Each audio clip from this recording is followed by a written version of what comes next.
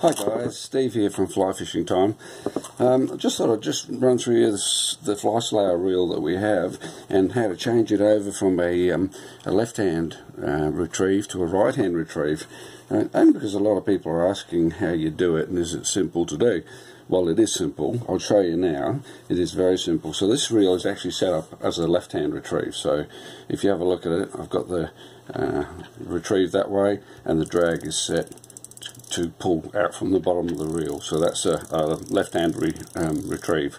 So to change it over to right hand really is quite simple. All we do is we've got a thumb screw here on the back. That's the drag adjustment. So all we do just unscrew the thumb screw on this side. Once that's undone, that will stay on there, but the reel spool will come off. So we just take that off, put that to one side, and then we've got a little screw in there, a little thumb screw. And what we do with that is we just unscrew that. That will allow us to take the bearing hub off.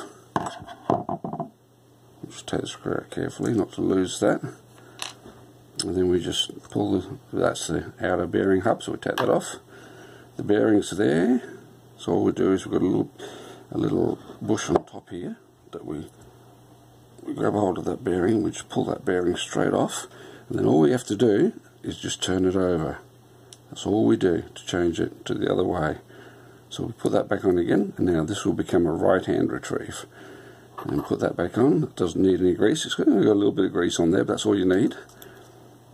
And there's little bushes in there. There's a little bush in there, and there's a little rubber O-ring on there, which is the seal, which keeps the salt water or fresh water out.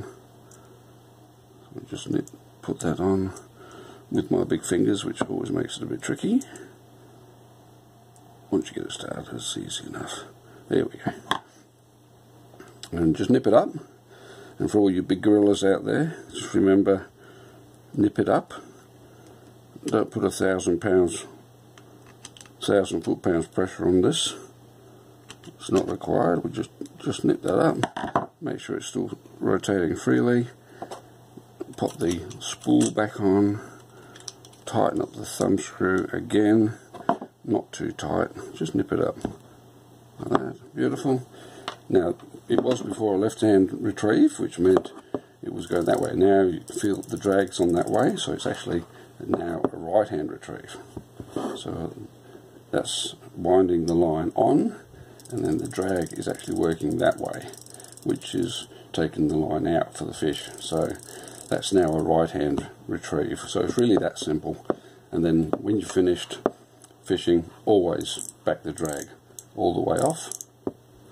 If you're going to hose the reel down after you've fished, tighten the drag all the way up, and that will just reduce the chances of any water getting in there when you hose it down.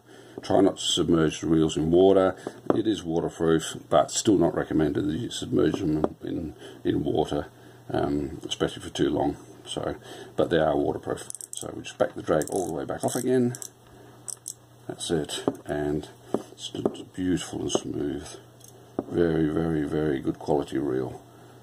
That's a CNC machine, so it's all machined out of a lump of very high grade aircraft aluminium, so it's an absolutely beautiful finish and very, very good quality. So that's it. It's changing from a left hand to a right hand retrieve, guys.